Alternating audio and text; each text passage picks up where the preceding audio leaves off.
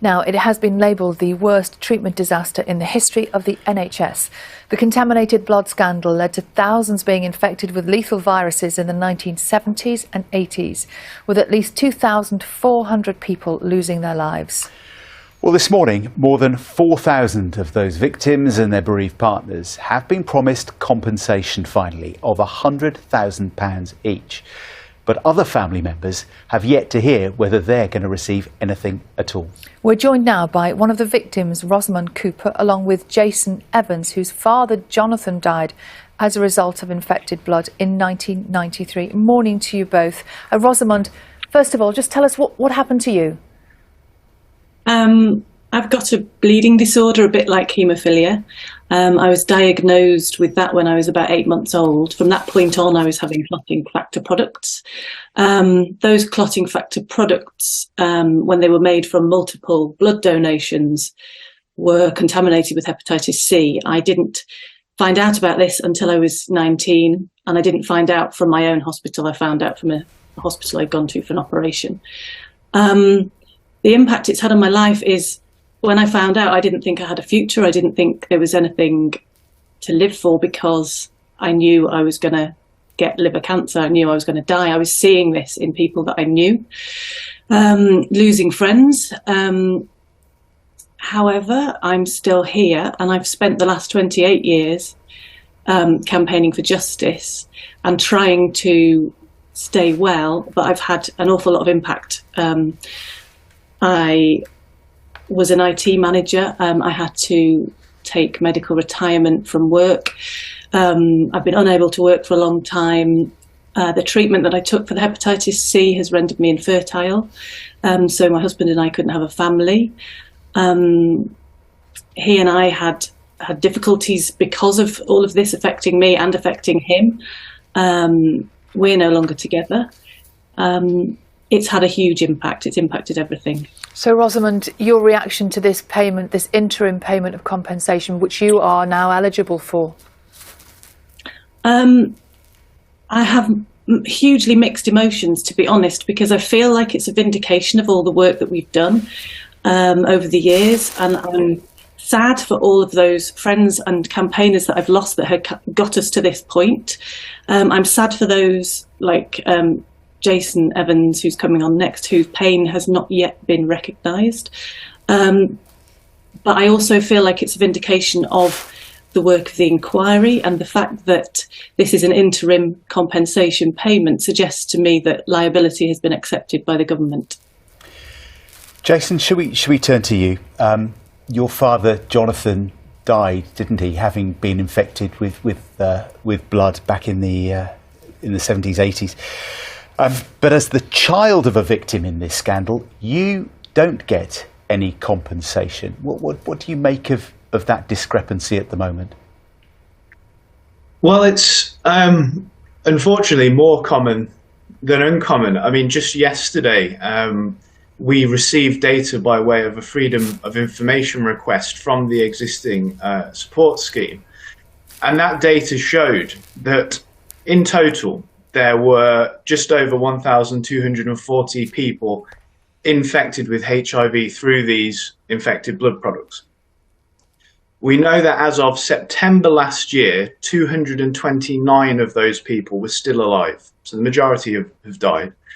And we know that there are 228 bereaved partners as of yesterday registered with this existing scheme. So that gives you 457 victims, families, out of an original 1,240 plus that get this payment. So that's 37% of victims and families will receive this interim payment. 63% will not.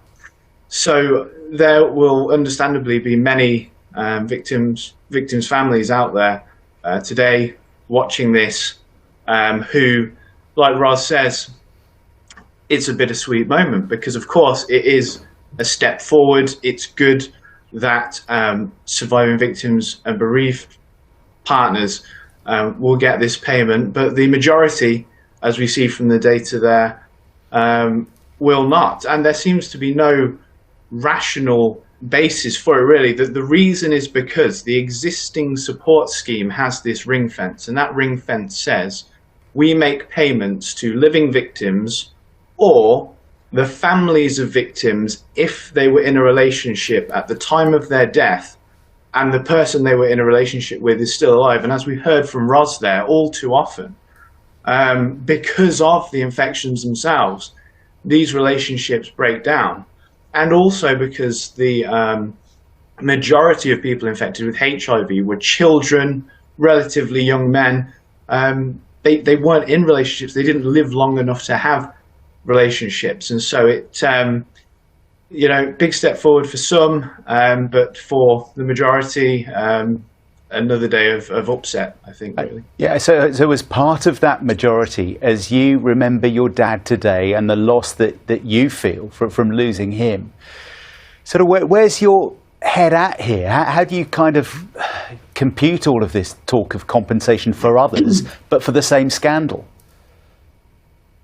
Yeah, I mean, I think that is where, the upset comes from. It's less about the money, I guess, and it's more about the recognition that, whether it's someone's, child or their father or their whatever, it's about at least someone in each family, receiving recognition that their loved one was a victim. And, as we see for the majority of people today, from a HIV background at least, that's not going to happen. I think the most important thing is that the government are held to account on that, because I saw the press release that they put out last night, and it in parts reads very much like they're trying to convince the media and the public that these payments are going to all victims and families, when we know mostly that's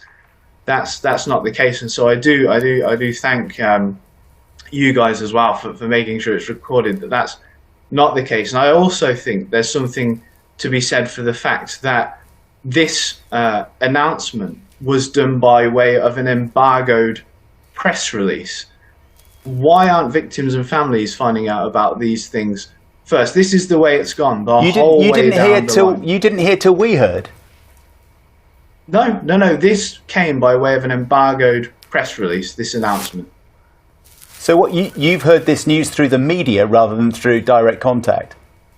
Absolutely. And that is the case for all the victims and families finding out this news today. And it's been done the whole way along the line. It was done back in 2019, exactly the same strategy when there was a change to the support schemes, an embargoed press release.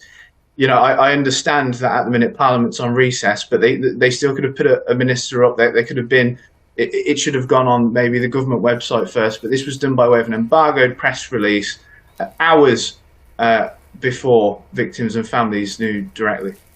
Rosamond, I don't know if you heard, we had Kit Malthouse talking on the programme about 7:30 this morning, talking about this interim payment, and suggesting that there is more to come. Next year there will be more decisions.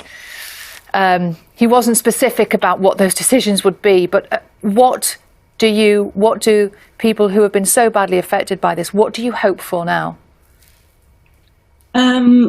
What I would like to happen is that the recommendations in Sir Robert Francis's report for the framework for compensation be actioned now, so that the government can start to prepare that. They can encourage people who aren't currently registered with the support schemes, such as we've mentioned, to become registered, so that when Sir Brian Langstaff produces his final report, action can be taken straight away, because as we know, this is something that where somebody is dying every 4 days. So even just waiting till October potentially for these interim payments has an impact. Waiting until the end of the inquiry has an impact. If then the government react and start putting measures in place that have already been recommended, it'll be too late. So I encourage them to be open and transparent and act now to put things together so that actions can be taken as soon as possible.